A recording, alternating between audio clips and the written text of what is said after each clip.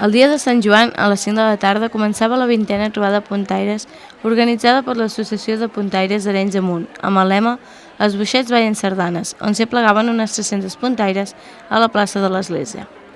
Puntaires vingudes de diferents poblacions de Catalunya, com Palamós, Castellterçol, Mataró, la Batllòria, Tordera, Gironella, entre moltes altres. Mercè Colomer, de l'Associació de Puntaires d'Arenys de Munt, comenta que moltes puntaires volen venir a la nostra població pel gran nivell de puntes que hi ha. La puntaire explica que la tradició puntaire segueix molt arrelada tant en nenes com en gent gran. Són dones de mitja edat cap amunt, nenes que quan són adolescents tenen altres interessos, però quan es van fent grans hi entren. És a dir, hi ha com un pont, però de netes a àvies, i no s'ha de témer per això, perquè ja queden a la memòria. I aleshores, com que queden les peces fetes, hi ha el record de les peces que s'han fet i quan hi ha ocasió es tornen a fer. Seguidament es va fer un seguici amb les autoritats del poble des de l'Ajuntament fins a davant de la plaça de l'Església per inaugurar la 14a Fira de la Cirera d'en Roca. Aquest seguici va anar acompanyat pel grup de batucades Soroll.som i pels geganters d'Arenys de Munt. En aquesta fira hi podíem trobar al voltant de 17 productors de cireres d'en Roca, una quinzena de comerços d'Arenys de Munt associats a l'hàbit, 5 associacions del poble i una vintena d'artesans. Les protagonistes principals, sens dubte, van ser les cireres d'en Roca, una fruita autòctona de característiques especials que aquest any han estat bastant tardanes.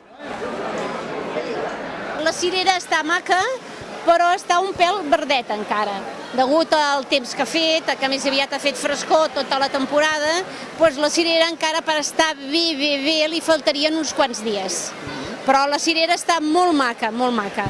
Aquest any ha sigut molt fluix, ha sigut un any molt dolent, un clima molt dolent, ens ha fet molt de mal aquest temps que ens ha fet, molt de sol, florida molt maca, però després fred, florida cremada, vull dir, bueno, tenim el que tenim aquest any.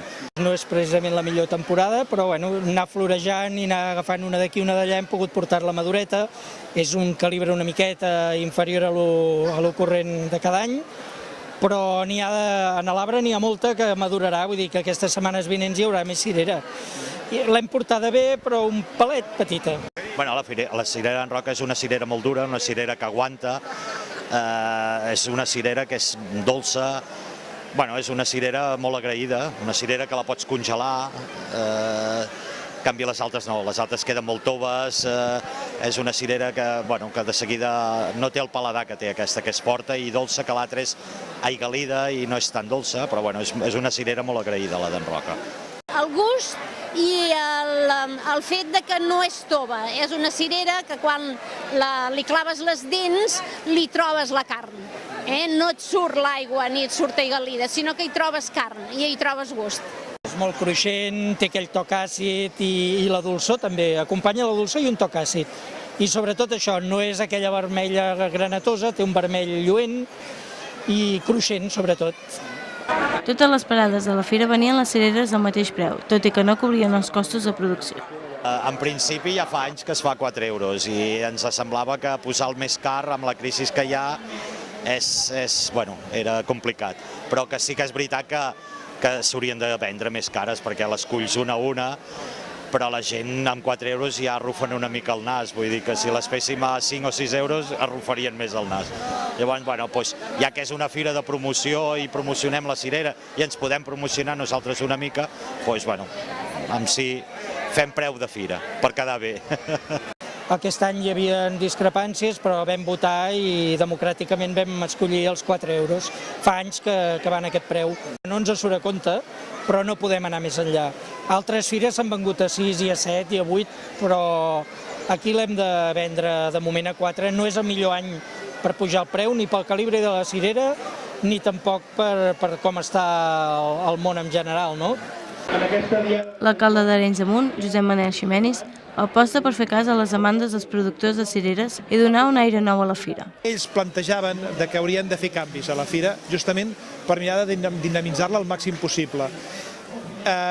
Probablement això passaria perquè hi haguessin uns quants diumenges al voltant de Sant Joan que també poguéssim fer la fira tot el dia. Nosaltres des d'aquest punt de vista ho veiem positivament que siguin els productors de cireres, que també ho plantegin, i nosaltres ho entomem, però és que ens agradaria que també fossin els botiguers, els comerciants, els restauradors, els industrials, que també hi participessin. Per tant, el que voldríem és que aquesta fira fes un pas endavant i passi a ser una fira comercial d'Arenys de Munt, en què tota la gent d'Arenys de Munt pugui mostrar tot el que fem i tot el que podem arribar a fer.